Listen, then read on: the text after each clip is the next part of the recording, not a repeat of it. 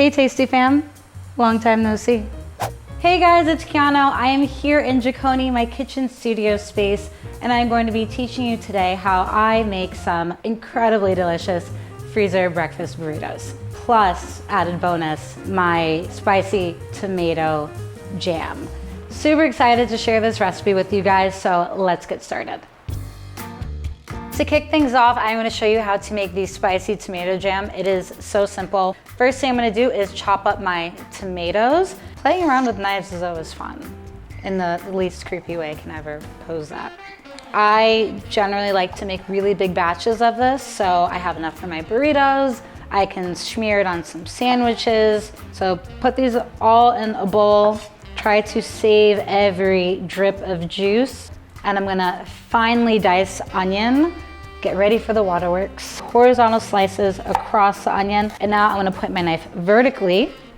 And then I'm just gonna slice, going as small as I can.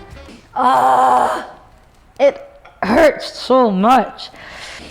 After I chop onions, I banish them temporarily from anywhere near my line of sight so I can cook in peace. Oh. Lord have mercy. Should never wear mascara while cutting onions. Tomatoes are in, onions are in. Last chopping really is the chilies. Now, this is kind of like a choose your own heat level situation.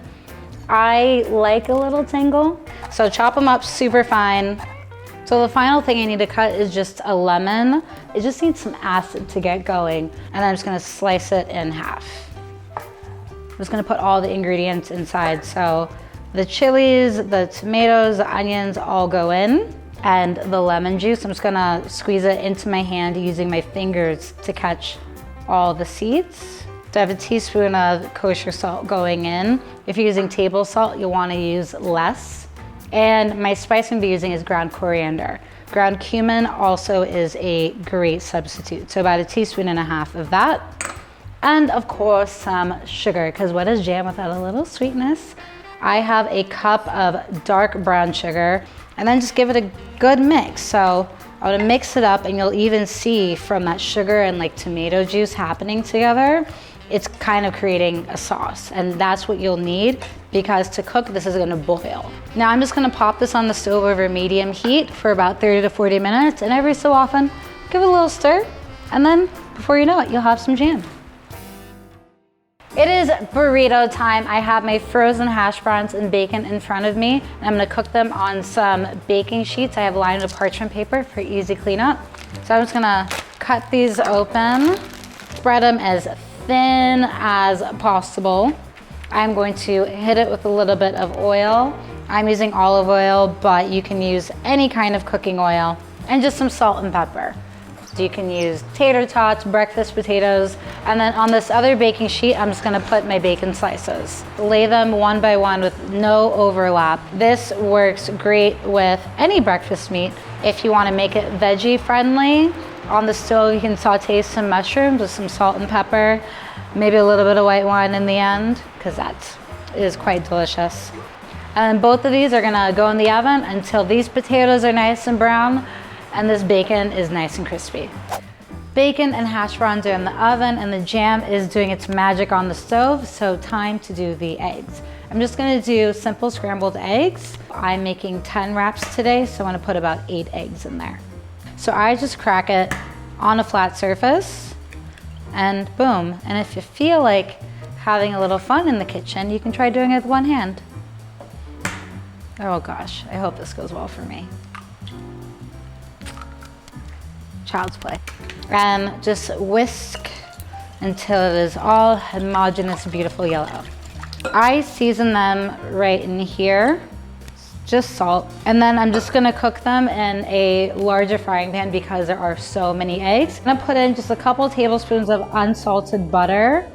If you only have salted butter, then do not salt your eggs until the very end, because the butter may do the job and you don't want to over salt it. So once the butter has these like tiny foamy little bubbles, it is ready for the eggs. I'm just gonna pour them in here. Gently scrape the bottom, going in little figure skater type motion. So a little figure eight here, a little dance around the pan. And these are gonna cook fairly quickly, and you'll see every time you scrape will come up in like little ribbons. So the eggs are 90% there. There's just the smallest amount of liquid left. So that's when I'm actually gonna take it off the heat. Eggs are looking perfect. It is time to assemble these burritos. To wrap these breakfast burritos, I am using a flour tortilla. Now these are like the little guys. They're about 7 inches in diameter. If you find your tortillas are a little stiff, what you can do is microwave them for 10 to 15 seconds. That mobility and flexibility is gonna help a lot when we're rolling and wrapping. First layer, I like to spread on some cream cheese, definitely less than you would a bagel. So I go for just like a tablespoon of cream cheese.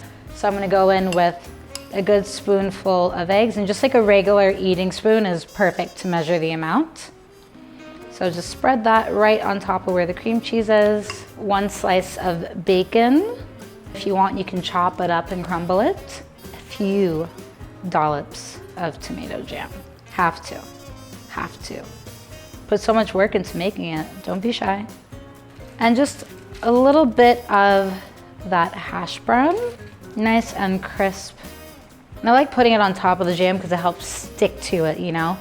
And a few sprigs of cilantro. So to roll a burrito, I want to make sure all the fillings are facing horizontally across. And then I'm going to take the 2 sides on the left and right and bring them in. And then take the bottom part of the burrito, bring it all the way up to the top. And then this is where you kind of do like a tuck and shove. And just squish it all in there. Tucking in, make sure those cilantro leaves stay in. And look, a teeny little burrito. And then seam side down into a hot pan. And this is gonna seal it shut so it doesn't go anywhere.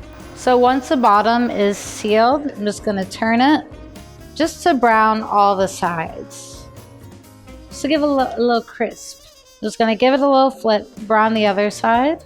So these burritos are looking good. I'm gonna finish wrapping the rest of the batch, and then I will show you how you can freeze them. So the burritos are wrapped and toasted, and before I freeze them, I have to give just one a try. Oh my God, that inside. And then, hold on. Honestly, feel no obligation to eat these breakfast only. Lunch, dinner, midnight snack. I love these.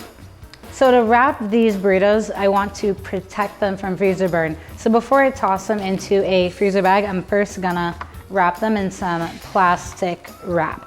Pop a burrito in, wrap it up nice and tight, and you wanna make sure your burritos have cooled down. You don't wanna wrap a hot burrito. And then once they're all wrapped, you're gonna take just a big old Ziploc bag. Make sure you write the date. Then you're just gonna pop it in here, fill it nice and tight, and chuck it in the freezer. These can freeze for 3 months, and anytime you want a breakfast burrito, take one out, unwrap it, and pop it in the microwave, and you have breakfast anytime. If you do make them, please show me, tag me on Instagram. I'd love to see what you guys are cooking. And let me know in the comments down below what other freezer-friendly meals you'd like to see. Until next time, bye. Oh, yes.